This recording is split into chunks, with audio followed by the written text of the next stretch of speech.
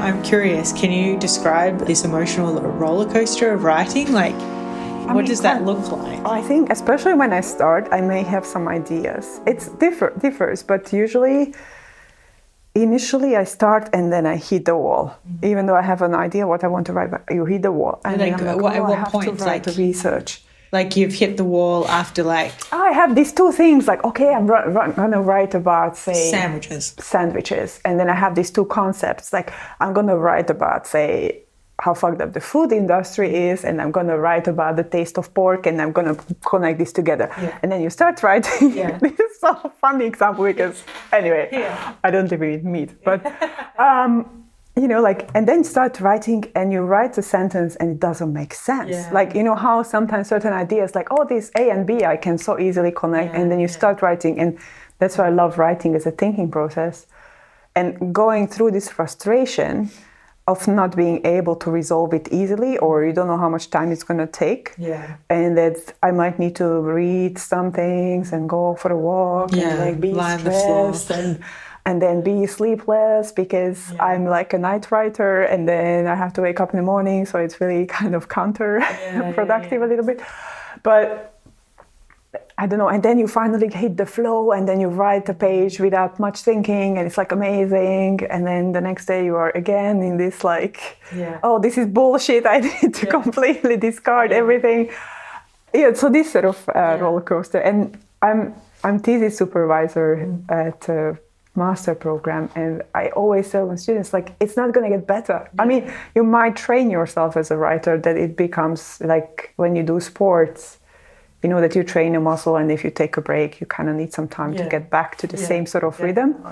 But I feel like in terms of the emotional roller coaster part, it doesn't get better. Yeah. How do you feel about writing? Because you also write quite a bit. I find if it's difficult, I know that I'm in the right direction. That's what I've learned. I didn't know that for a really long time. I thought there was something wrong with me, or that like I was just not going to be a writer. But actually, if I'm lying on the floor frustrated, and I literally lie on the floor and be like, why is my life so shit?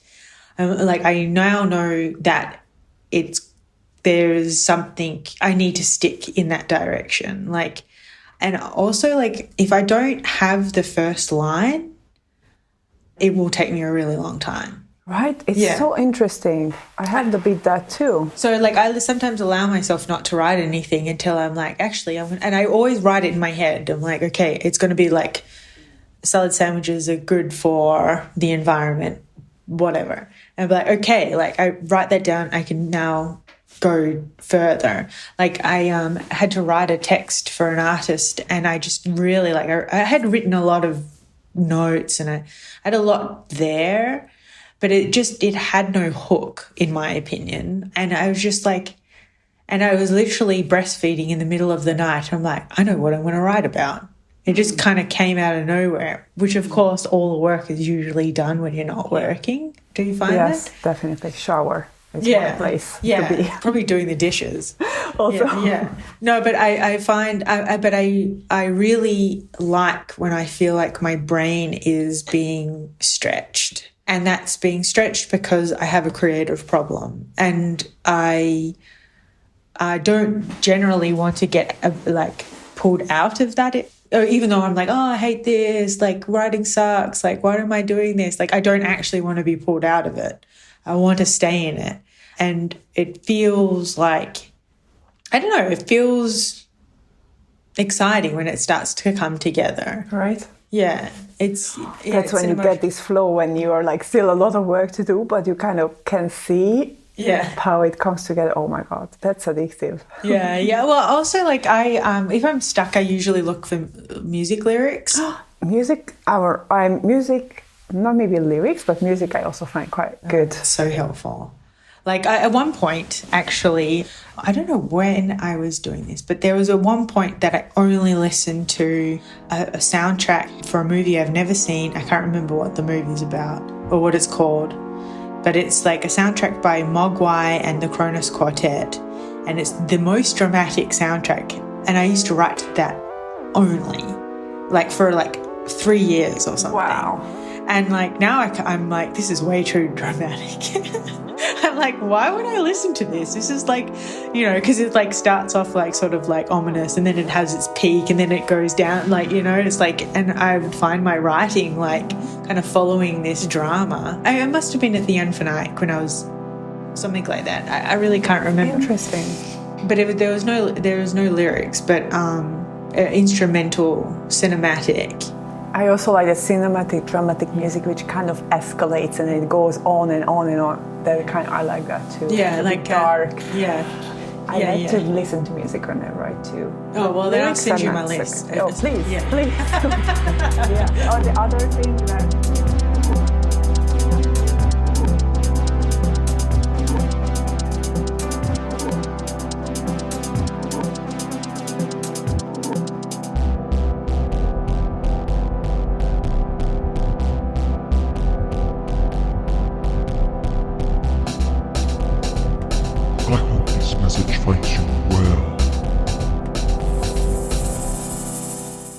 Hello everyone. We're excited to be back with the third season of I Hope This Message Finds You Well, a podcast on curating, where I, Eloise Sweetman, and my friend and colleague Chris Diddle talk to curators about their approach to curating, how they began, and what they love about the profession. In this season of the podcast, we're focusing on the topic of the exhibition. In this episode, we talk to Hendrik Folkerts, curator of international contemporary art at the Moderna Museet in Stockholm. With Hendrik, we talked about the ways his former experience in curating performance and public programs influenced his current curatorial practice and approach to exhibition making. He sees the exhibition as a relational mechanism manifested by his interest in scenography, staging artworks, and the way bodies move through space. Hi Hendrik, it's really nice to have you with us on a call. And I wanted to start by letting our listeners know also how we know each other, which I realized I've met you over 10 years ago in Amsterdam when you were working as a curator of a public program at the Stedelijk Museum. And I was at the time still a newcomer to Amsterdam as a participant of the Ep4 curatorial program. And I recall your program of lectures and performances and events as something that was very vibrant. And I remember at the time, the events I took part at least, I went to the Stedelijk almost on a weekly basis. Of course, I had a professional interest, but still it was something that kept us returning to the institution. And I feel like, and please correct me if that's not true, that with your programming, despite being named as a curator of public program, your work indirectly aimed to kind of debunk this binary between performance and exhibition. Yeah, that was a big part of the work, I think, for sure. But please continue. And it also leads me to think about how that attitude perhaps informs your current work now, as you work as a curator of international contemporary art at the Moderna Museet in Stockholm. And I will directly jump into our first question, how you think about the exhibition, what the exhibition is for you, and how these former experiences in performance and public programming influence your approach to the exhibition. Thank you. What a great question to start with. And before I respond, Chris, Eloise, thrilled to be here. I hope you're well too, of course. Probably not the first time someone made that a joke, but here we go.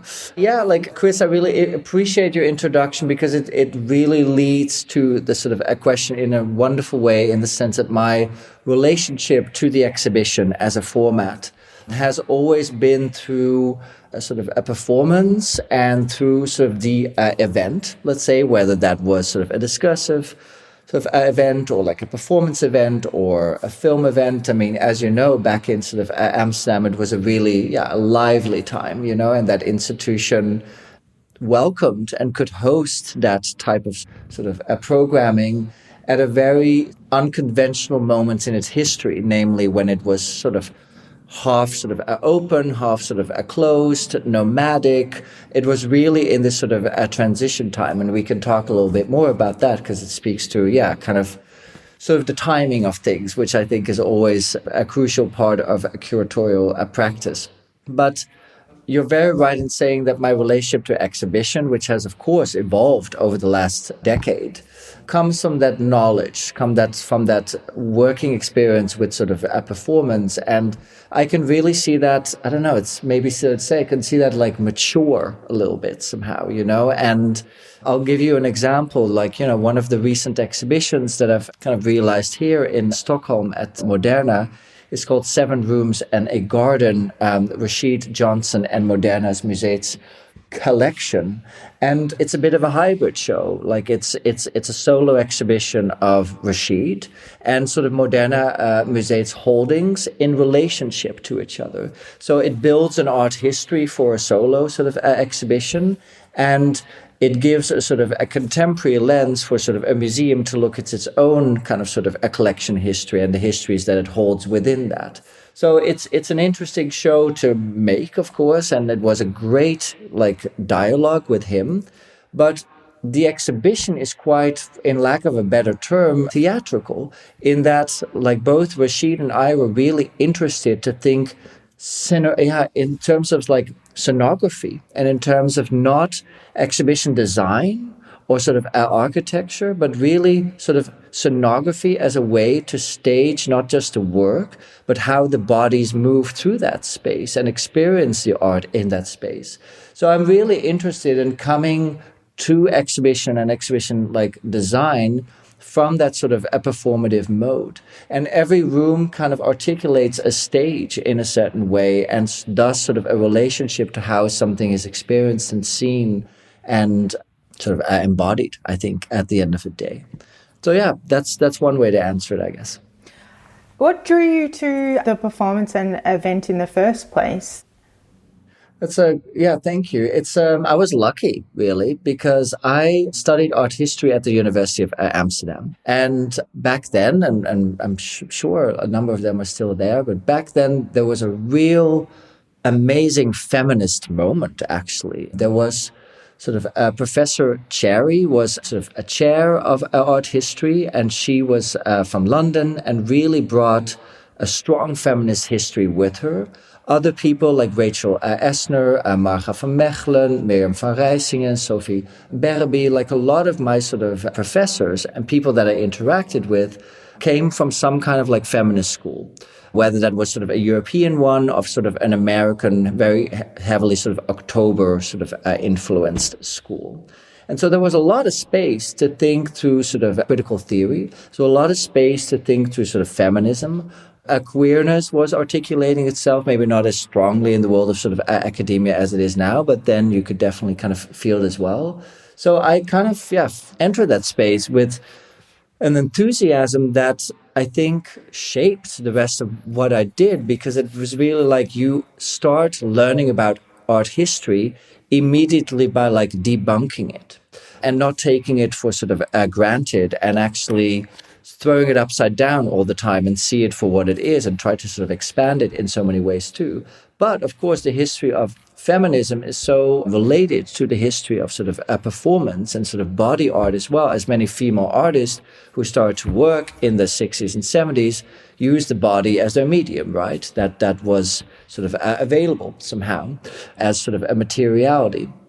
And cutting some like sort of corners here in the history of sort of a performance art and feminism, surely, but I think that was really impactful, actually. And so after my MA in art history, during already, I worked at the Apple Art Center, which sort of, Chris, you know really well from your own background, because that's really how we met.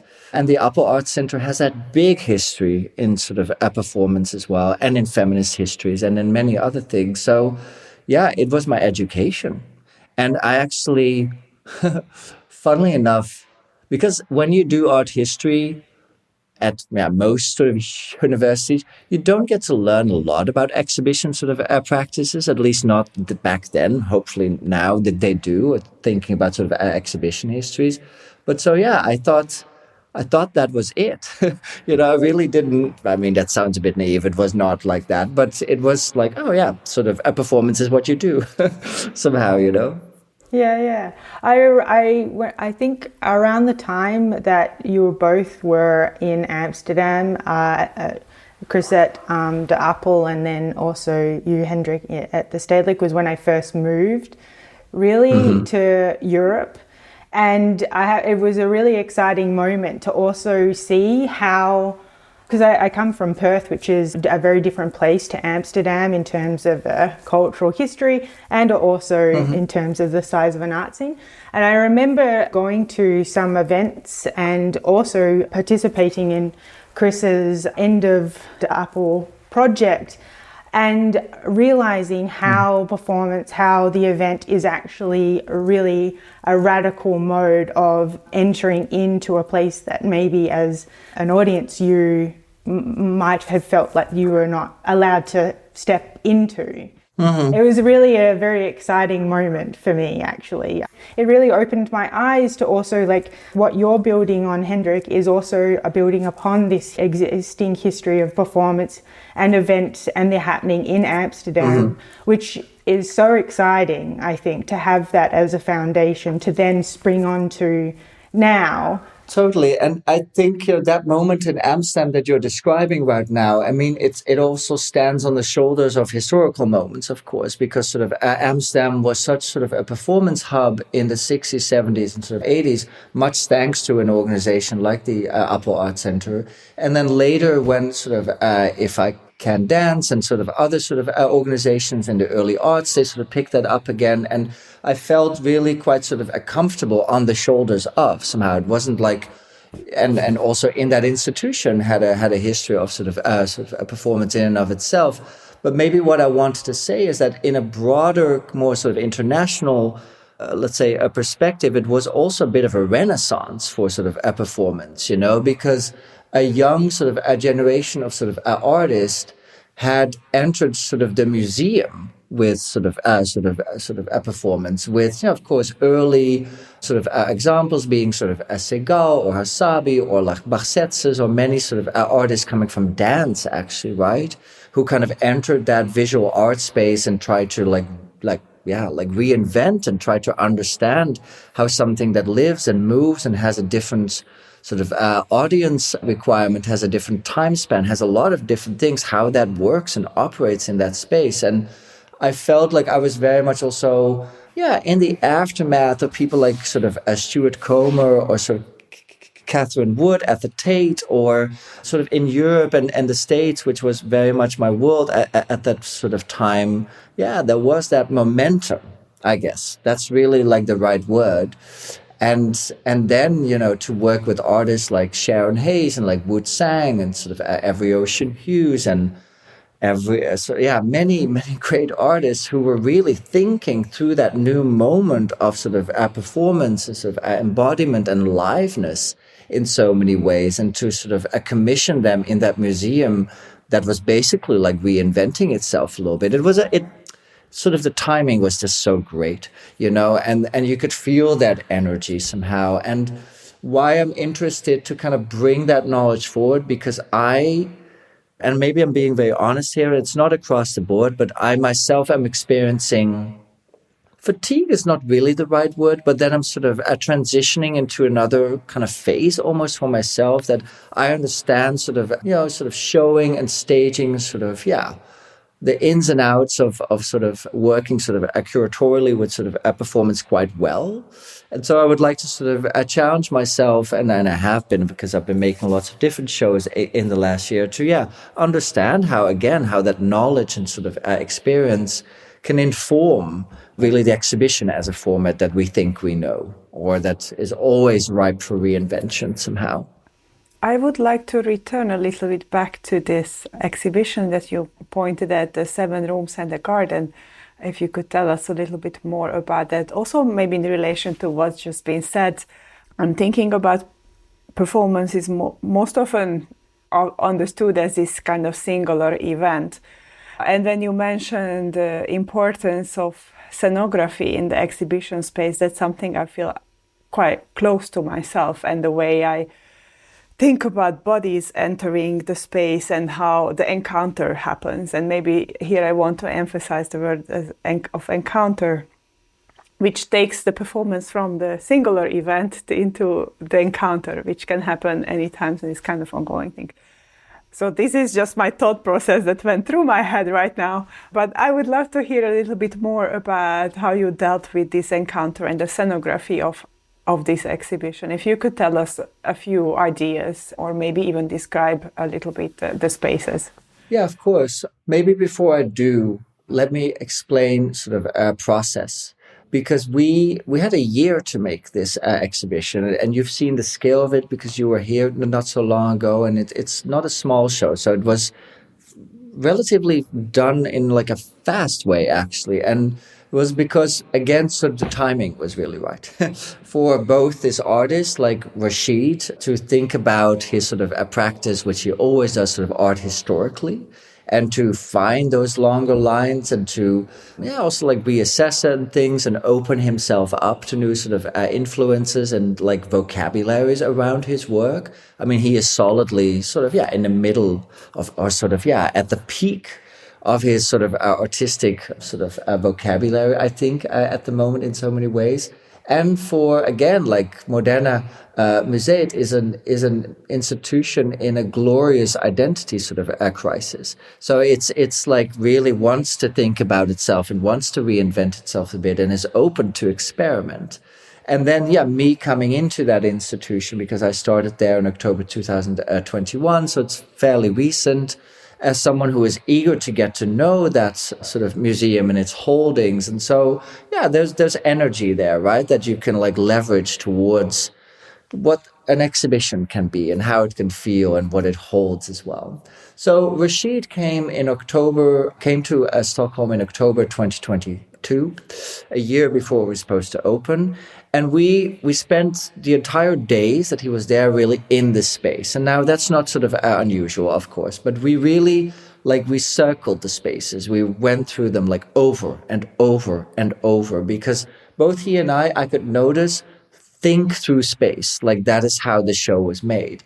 And at the start of our day, I remember it really well, it became quite clear that we needed sort of a device, a staging mechanism, if you will, that could hold this relationality between his work and, let's say, the museum's holdings, whatever that was going to be. But we knew that it was going to be those two things, right?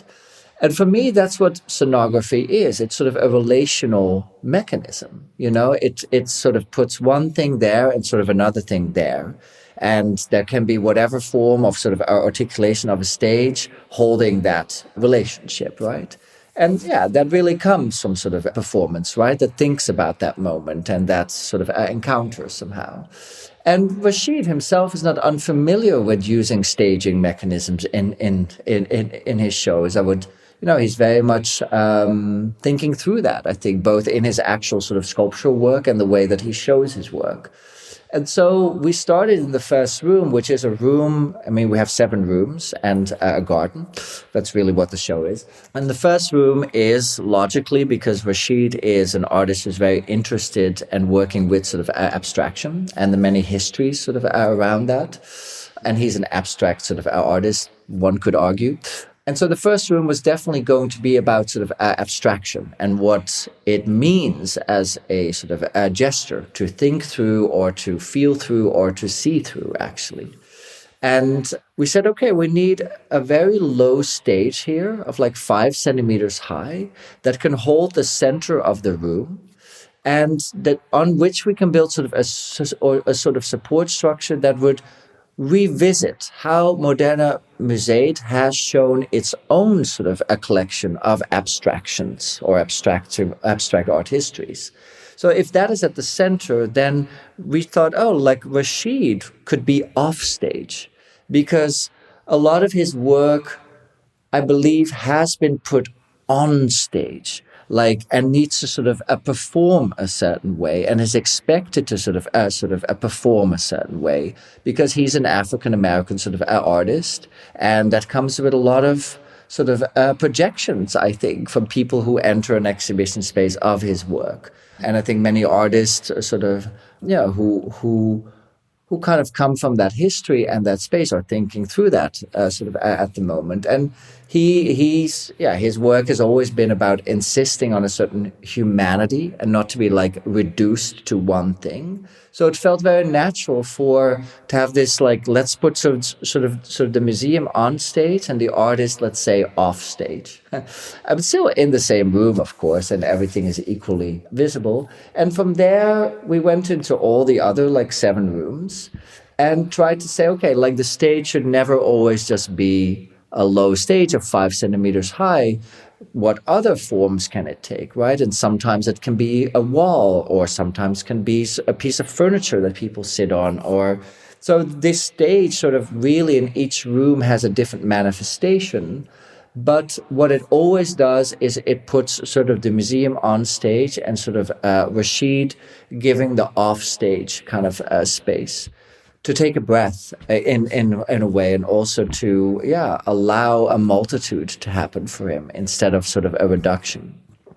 I'll say one more thing because I've been talking a lot now, but the other rooms, just to kind of give you a sense, the first room is about sort of abstraction, the second room is about sort of the ready-made, the third room is about sort of improvisation, the fourth room is about sort of anxiety, and I'm giving these sort of key words just to give you an impression that each room also really holds sort of a methodology that is sort of key to his work that he has been thinking through and with, but also as sort of anchor moments for our museum's history, actually. I mean, sort of the ready-made and that sort of Duchampian history is very foundational for this institution, and it's been working with that through its sort of inception in 1958. So, it was really an actual dialogue, and I think that's what scenography hopefully can do. And that's why I really distinguish it from exhibition design, which I think has a slightly different history and sort of architecture as a word that also is used a lot in sort of the visual arts, of course. And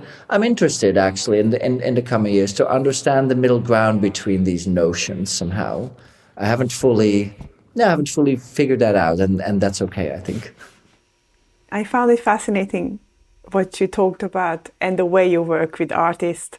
Because when we started this series or this season of the podcast, and when we were deciding about why to make a theme or our core theme or focus on the exhibition itself, we realized we both have a similar but also a very different approach to it with Eloise. And my hesitation or almost critique of the exhibition is that it very often can be a quite violent structure, that it's very difficult to get rid of its representational mode. And I think all the things you were just talking about, the violence of the gaze or being presented or expected to perform in particular ways. And I think it more often than not, it's not so much taken in consideration in many shows we see around. And so I found it quite interesting the way you described this collaboration that was quite close and working in tandem rather than, inviting an artist and giving like total carte blanche, which sometimes can be a metaphor for carelessness or, kind of utilizing someone's presence in one or the other way.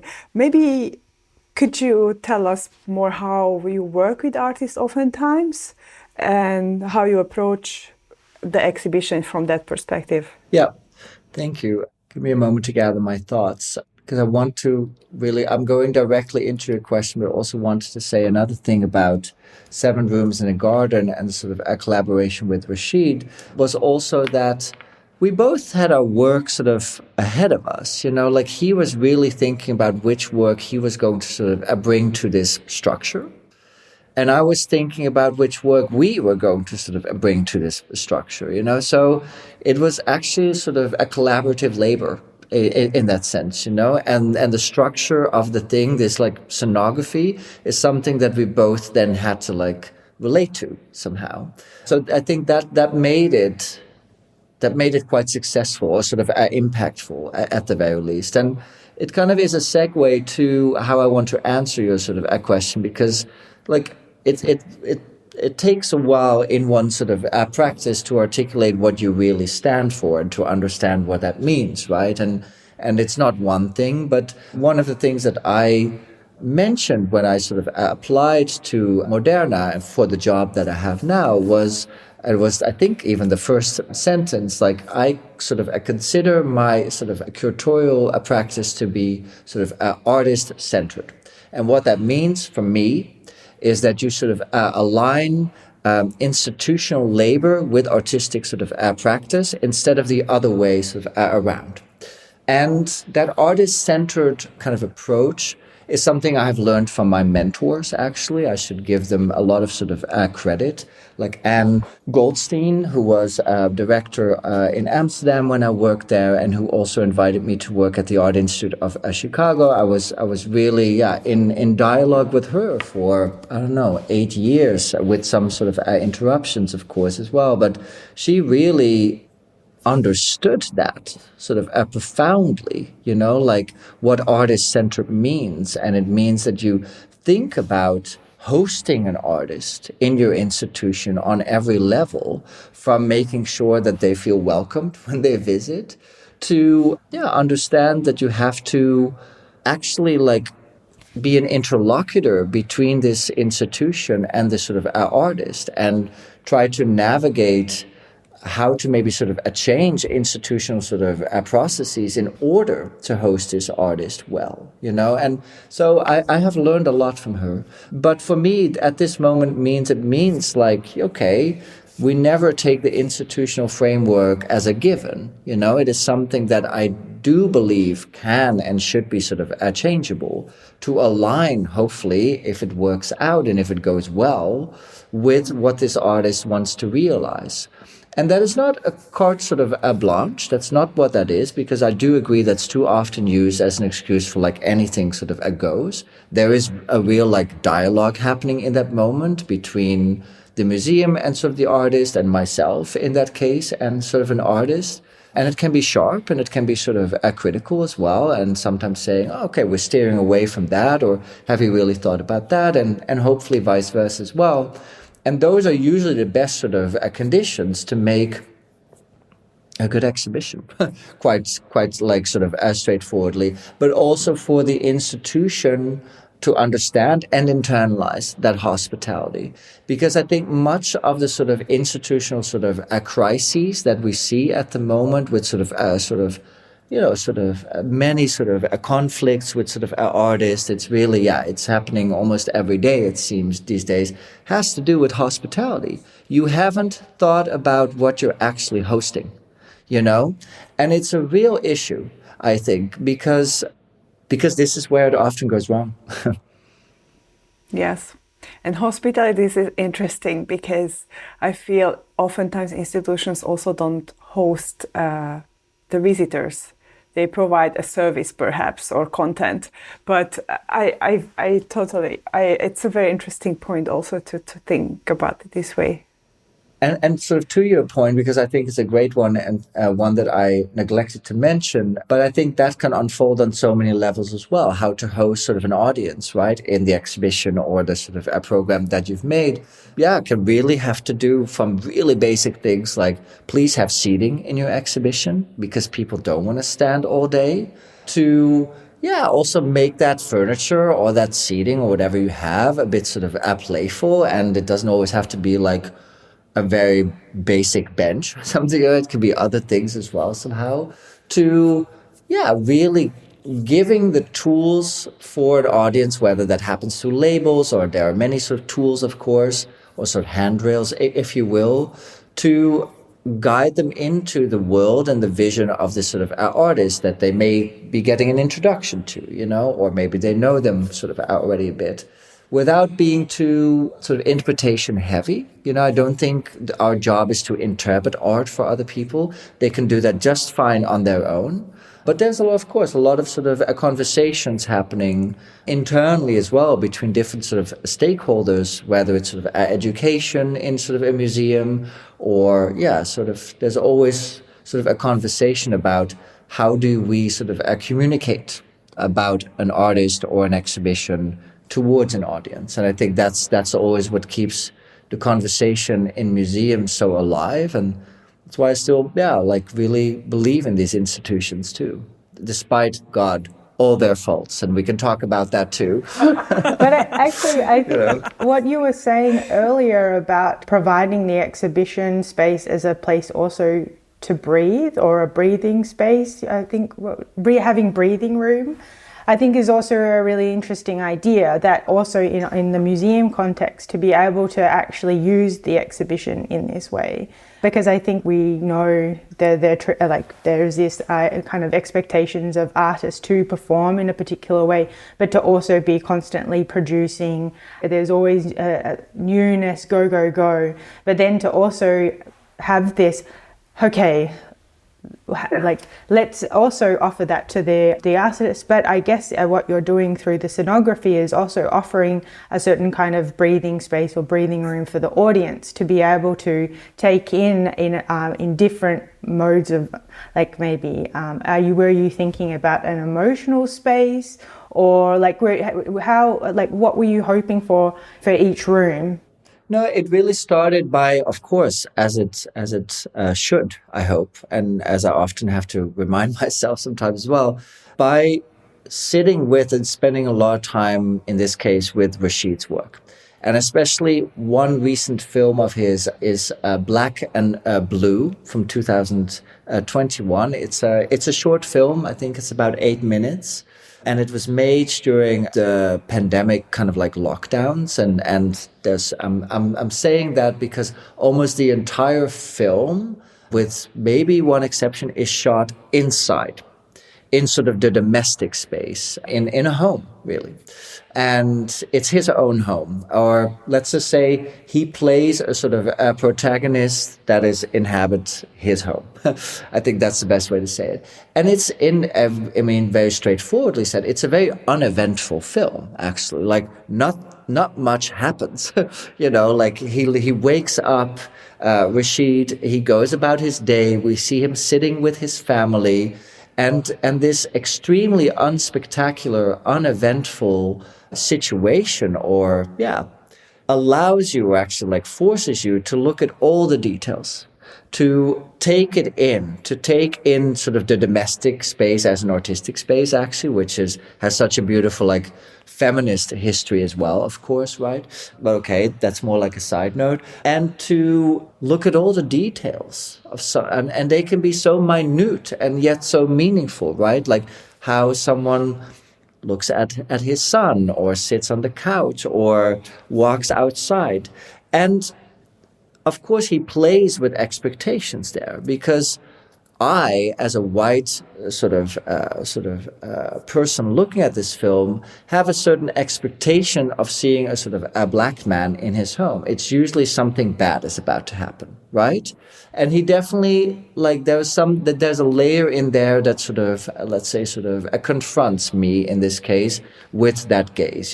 This is how we've been programmed to look at this, and nothing happens, right?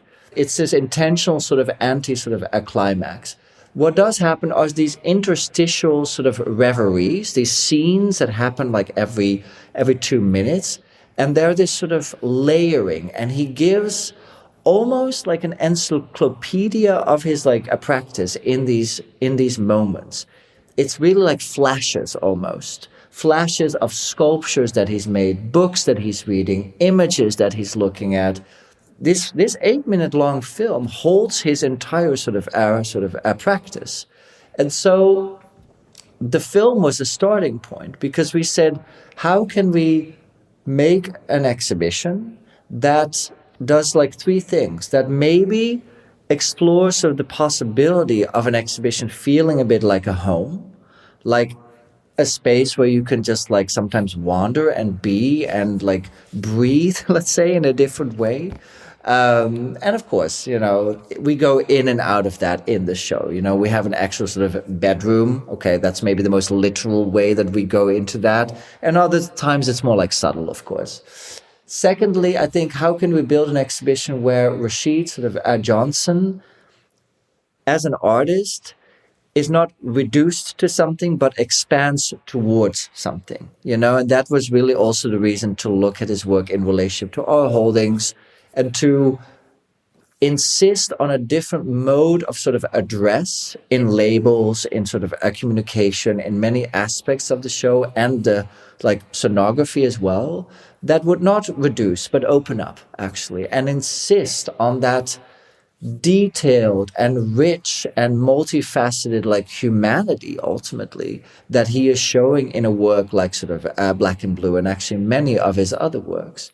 And then thirdly, it was about me bringing a book to him, actually, after I had seen that film, which was Sovereignty of Quiet by Professor Kwashi, who is a scholar at Brown University.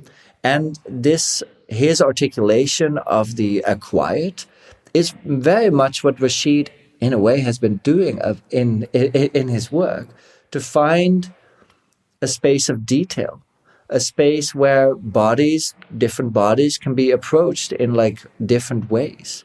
And sort of this notion of the quiet, became a very rich lens to think through, both for Rashid, I think, or I know because he's told me, and myself in the show.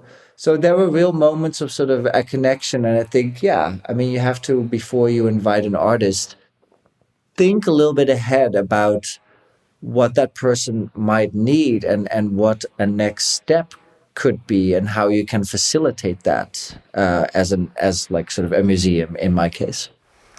Cool.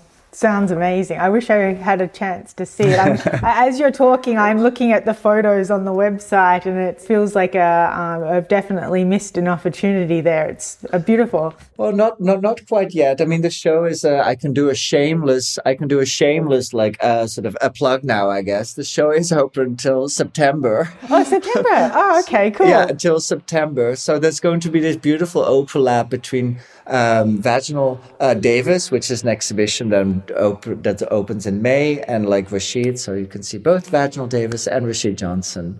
I mean, I'm happy to make a segue to Vag's show because I think it also like speaks a little bit to some of the things that we've been discussing. Okay, great. That would be wonderful. So Vaginal Davis's exhibition, which I'm working on now, so my head is right in the middle of it, it opens on May the 17th, so a few months ahead. There it became especially important for me to ask the sort of a question of hospitality again. How does this institution host this artist? And what shape must the exhibition have? And thirdly, well, what does she need, really? Just to put it really sort of bluntly. And three things became really clear, like Vaginal Davis, just for those of you who might not know her, is sort of a punk, queer sort of icon from Los Angeles who came into the Los Angeles, or actually who made the Los Angeles sort of a homocore scene a thing in the late 1970s, and with her sort of art bands like Cholita, PME, sort of a Black Fag, many, of course, the Afro Sisters, kind of established sort of punk, sort of queer, sort of underground in LA in the 1980s, sort of particularly. And then in the 90s went on to sort of organize or sort of co-organize these very foundational sort of club events, sort of a performance club.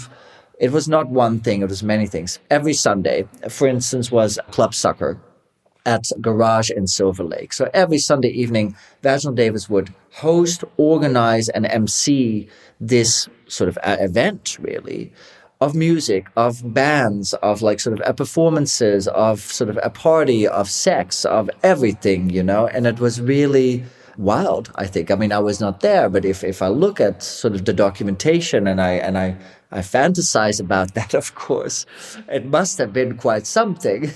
It is iconic. And then many other things. I mean, she was a filmmaker, a visual artist, first and foremost, actually a writer as well. She was writing for the LA Weekly and the LA Reader and started to write fiction and all kinds of things. Moved to Berlin in 2005, and because Los Angeles punk queer I don't know, in a way ended, like Silver Lake, where it all happened, became such a sort of a gentrified space. And yeah, things were pushed out. LA was sort of a shifting, and maybe not in a fantastic way. Berlin was a much more hospitable sort of environment for an artist like Miss Davis. And because a scene was built there yet again, right? Like Berlin in that time, I think, as maybe we have experienced, was quite an exciting space, and to some extent still is, for people who don't fit in. Let's just put it that way. So yeah, she sort of continued to work there and has now iconic status as far as I'm concerned. But the annoying thing is, and I myself am guilty of that even, because this is not the first time that I've shown her work. I've also shown her in Chicago and Documenta 14. I sort of co-hosted her with Victor Neumann and Paul Preciado for sort of a lecture sort of performance. And that when she's shown, usually a small part of her sort of a practice is shown. They would show her films, or maybe a lecture sort of a performance, or sort of the paintings, but never the practice, like the whole thing, including her as a writer and as an organizer and all these different things. And that's a challenge, of course. And by no means am I saying that the show that we're making is a survey show, because that would take a lifetime, I think, to be honest. She has done too much. But it is a large-scale engagement with this sort of practice. And when I started thinking about this show, or this sort of exhibition, two things became clear. First, like we would not be able to do this by ourselves. The museum can't hold all of this, and that's okay. We are not sort of alone in a city, thank God. So there's other sort of organizations that we can reach out to, which I'll talk a bit more about. And secondly, Miss Davis's sort of a practice is so radically like decentered. It has moved to all these different spaces and has truly embraced sort of a queerness as a form in every respect sort of imaginable. So in order to centralize that within a museum feels counterintuitive, you know what I mean? Like that would be violent in a way. You can't do that. And it's a bit of an awkwardness to think about, like the musealization, if that's even a word, of this sort of a practice to begin with, because it's punk, it's anti-institutional in so many ways, So there's lots of sort of a consideration. So I felt in order to do this somehow a bit okay, I needed to build an infrastructure that was multi-venue, that we could host an exhibition that would show an arc somehow, but that we would move into these other spaces in the city, some more sort of alternative and small scale, some even more institutional than we are, just to show sort of the contrast as well sometimes. And so it's this 5 or 6 venue exhibition, actually, and that was the structure that I sort of proposed to Miss Davis. And, of course, at first a little bit reserved about the scale of things, because it's not a small thing that you're sort of proposing, right? Like, oh, do you want to do this humongous sort of project and give up everything that you do in the next 2 years? But I think, we will see, knock on wood. But I think it's going to be interesting, and very much building on the experiences that I've had in other sort of curatorial spaces of trying to understand a museum in an ecology of things rather than as a discrete entity. I was about to say, it's interesting to think about this infrastructure that is in the city of institutions of different scale, or perhaps some maybe don't even like to call themselves as institutions. I don't know. But I was wondering also, are then these events or collaborations with these other institutions event-based, or is it mostly the kind of an exhibition that expands into the city? Or how is the kind of configuration of different things? Precisely. I could give you some details. So, as I said, Moderna Museet shows a bit of an arc somehow. So we begin with sort of early films, and we end with some recent work, actually. and people can really get an introduction to the sort of practice. At the National Museum, which is kind of like the Rijksmuseum a little bit, it's this more sort of encyclopedic sort of institution that houses a collection from the 14th century until mid-20th century. A really great opportunity to do two things. Sort of the paintings, or a selection thereof, of course, because she's made hundreds. So we're showing 30 of them in the space of a broader art history, because I think often these sort of queer artists are also like singled out, and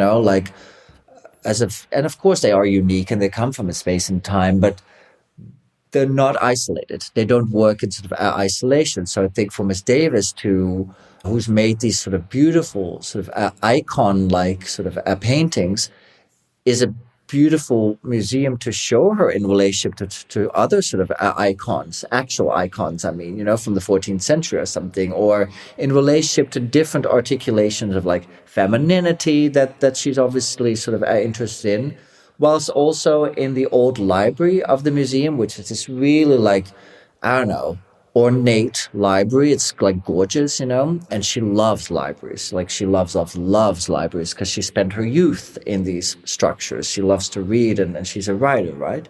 So she's making a new installation there based on her lifelong fascination with sort of the Wizard of Oz. And so she's re-narrating the Wizard of Oz through new sculptures and sort of audio pieces and a new zine as well, which she has sort of made so many of in her life. Jonathan Berger, who's an artist in his own right, has been in a long sort of a collaboration with Miss Davis, and he's really sort of curating that part, actually. So because again, like not being able to do this alone is sometimes a very good thing, not only with these institutions, but also with people in Miss Davis's world who's been with her for decades sometimes, and who have sort of contributed and been part of what she does in such beautiful ways. So that's the National Museum, so sort of paintings in a larger art history and this Wizard of Oz kind of new installation. Then people are invited to go to Index, Swedish Foundation for Contemporary Art, which is a smaller, more sort of independent space, very much a research space as well, and thus a great opportunity to invite an audience to take a deep dive into Miss Davis as a writer. So we've been sort of collecting a lot of her writing, almost everything, I think, and are making sort of a library there that will also be actively used as an educational sort of a tool for the art school and for other sort of student sort of opportunities in the city. Accelerator at Stockholm University is Stockholm's youngest exhibition space. It's a beautiful space, kind of university sort of gallery type of model, really. So it's very strongly sort of embedded in that student, let's say, a community. They will present an installation of the Cheap Performance sort of a collective, which is a collective that Miss Davis has been a part of since the early 2000, and much like Miss Davis, like metabolizing her own histories in these new installations, they're also building a new installation that show parts of their history, because to show it all, that would be a complete like large-scale exhibition in its own right. But to draw people into the sort of a practice, I think, and sort of a cheap and what it is and what it was will happen in that moment. So those are the exhibition formats. And then we have a number of sort of venues that we're working with more in sort of event-based spaces, such as MDT, which is a theater next to us. There is, of course, Tensta as well, which is a sort of art space kind of in the northwest of sort of Stockholm. And there we will sort of close the whole thing off with sort of a festival type of thing. But maybe I shouldn't say too much about that, because we're meeting Miss Davis on Monday to actually talk about that. So that's yeah. But so it's different sort of types of structures as well. It sounds so wonderful that Vaginal Davis's work is like pushing the limit of all of these spaces, and like it's almost an outpouring into these spaces, and how, because we're one of the questions we really have been asking ourselves and in these interviews is, what is the limit, or what is the potential of the exhibition? And what I feel like you're telling us in both the examples that you've just given of the two shows that you've just mentioned is like what is really the potential to push the exhibition to beyond its limit to another point. And that also kind of using the city in this way to like dedicate the work of Vaginal Davis is a kind of an amazing thing to do, I have to say. It sounds very exciting. No, it hopefully will be. I mean, of course, I'm horribly nervous about it, but it will hopefully be a a beautiful thing, and yeah. No, but I think your approach is so interesting, though, too. Like also to see what the limit of the exhibition of the infrastructure of one place, and also to turn that into the potential of collaborating with other spaces, and also to understand what other spaces could do maybe a bit better than other spaces, and like really exactly. Celebrate the strengths of these. It's a very I don't know what the right word is that I'm looking for. It's not collaborative, but it's quite a generous approach, I think. Thank you. But I think what has also happened, that sort of enthusiasm and let's say generosity has been reciprocated, because what I hoped would happen has happened, namely that all these institutions or spaces, let's say, that we work with, is they're making their own shows with her, and in a real way, like this. I am not sort of curating these shows. I mean, I am there in dialogue, of course, but it's not me sort of curating in their spaces, and I think that's really amazing, actually. Because that's. And I start to realize that very strongly in sort of the last few weeks, and something that I actually want to spend a little bit more time thinking about, like, okay, what has actually happened here, because it's not self-evident that would happen, because sometimes these institutional sort of collaborations, they can feel sort of opportunistic even, or performative or whatever, and that has not happened here. And I think that's what I think is already quite special. Yeah, that's fantastic. I feel like from my observations, if I may say it that way, that curatorial work as we understood it maybe 10 years ago is shifting in a way how collaboration is approached, and also when it comes to risk-taking, because I feel like what you're doing is also quite much risk-taking, and perhaps this comes from the performance background as well.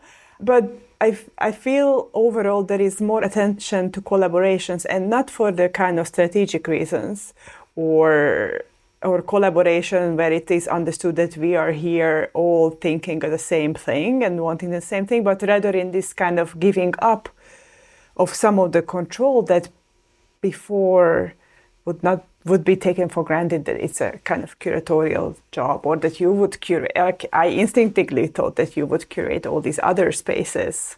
So I think it's also fascinating that there is this openness emerging from your side, but also from these partner institutions. Exactly, side. Like from all sides, actually, and that can only happen with a certain level of, let's say, a trust, I think, and that needs to be built, and that's of course still building, and one should never betray it. But I think that like relinquishing of like a control, as you said it, I was thinking like it's really one of the most essential aspects of practicing institutional sort of a critique from within an institution. And I think that's also what our sort of a generation and artists that we work with as well. It's a different relationship to institutional sort of a critique than we might know it from the 60s or 70s or the 90s. And something has shifted there. And I think there's a lot of writing about this at the moment. But it happens also within these institutions. And there is also a lot of sort of a care and love for these institutions, and try to understand sort of a change as a porous sort of a process. But yeah, sorry, that's a bit abstract and vague. I guess what I was trying to say is that has to do most certainly with giving up sort of a control. Because as soon as institutions double down on that, which I have also seen, and is something also why I left certain sort of places, that it becomes a bit ugly, and it becomes this very like restrictive like framework that you actually don't want to operate in. I was wondering about you having worked in a few museums, how you also working in these different institutions who inherit their collections. And I wonder, how do you approach that in these various institutions, perhaps nowadays, how you look at the collection at Moderna Museet and how can you work with that? I had the opportunity to work with museum and private collections throughout my practice, but I think it's very different when it's really your inheritance, or you carry this responsibility about a collection, whereas when I'm brought in as a freelancer to freshen up an institutions look at their collections. So I was just wondering, I would like to hear a little bit about museum collections from you. Yeah. Well, I think, maybe an orthodox way to say it is take Documenta 14 as a starting point, which is, I was part of Adam Shimshik's sort of a curatorial team between 2014 and 2017 when the exhibitions happened in Greece and Germany. Of course, Documenta is not a sort of a collecting institution, but it is the museum of 100 days. And that's how it historically has been like referred to. And so it's sort of a collection legacy is its own institutional history, I guess, in so many ways. And I think much of the sort of project that we were undertaking at the time, which would be a sort of a conversation in and of itself, so maybe we don't have so much time to go into that, but it was, in brief, trying to understand Documenta's history in relationship to sort of Germany, and in turn in relationship to sort of the formation of sort of Germany as an imperialist sort of a project as well. And so, I'm really like summarizing it brutally. And I think why I'm taking that as an example, because whatever space you step into will have a certain history or legacy, of course. And I think it's important to, of course, have an understanding of that, but also relate to it, Even if it's like dismissing it, like, okay, it's a new day, that was all very nice, but now we're doing something else. Or to build on it or to take aspects from it. And I think working with a sort of a collection speaks to that, right? Because in many ways, that is, for a museum, the institutional history, right? You can sometimes see who worked at a museum and who acquired what. It's individuals making suggestions and sort of proposals, and that's the intensity of it, that's the beauty of it, that's the violence of it as well. That's how sort of a change can happen, or sometimes hasn't happened as well, right? My work at the Art Institute of Chicago, where I started in 2017, was my first time really fully working with a sort of a collection. So, and I've been spoiled rotten because, since at the Art Institute and like Moderna, those are two really amazing sort of collections actually. So if anything, I feel like, I don't know, a responsibility. That's, to be honest, it's really like, oh, this, all these people have worked hard to build these art histories, and some of them might not be as interesting to me now as they were to them back then, and that's totally okay, but they're absolutely there and they stand firm, and they might sort of come back to me at like a certain point, but to at least profoundly understand the responsibility, what it makes to make new histories within that space. And so I try to go in this work with some sort of intent, of course. Like, for instance, one of the things that I set out for myself loosely, it's not something I look at sort of every day, but I would like to build a space for sort of queer sort of histories within Moderna's holdings. And I've been doing that. I've been sort of acquiring certain sort of artists. The sort of exhibition with Vaginal Davis is a part of, like it all speaks to each other, of course. So I think hopefully that will be a nugget within this amazing sort of a collection that people can appreciate in like whatever span of time. And there are others, of course. So I think leveraging one expertise and trying to actively activate that towards building a new history is a really important part of that. Oh my God, have I answered your question? I feel like I haven't. Yeah, you have. I think it does speak to it, definitely. Yeah. It's very inspiring, I have to say. It's very exciting. We can end it here and say thank you so much. Thank you so much. Your time and for your interest in joining us in this conversation and sharing your really wonderful practice and also sharing insights about the artists that you've been working with. My pleasure. Thank you for having me.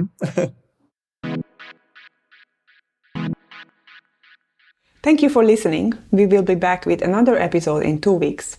If you have feedback, we'd love to receive your email at ihopethismessagefindsyouwell@gmail.com. You can also follow us on Instagram at ihopethismessage and find us on SoundCloud under the same handle. The jingle was made by artist Natalia Sozano, sound engineering was done by Nick Thomas, and our graphic designer is Christoph Clarice. And as you know by now, we've launched our first I Hope This Message Finds You Well t-shirt based on Christoph Clarice's design. And you can purchase our t-shirts via Everpress, linked in the show notes below.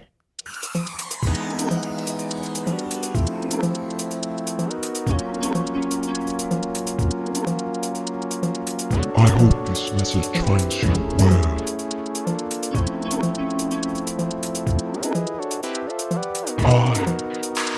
I hope this message finds you well. I hope this message finds you well.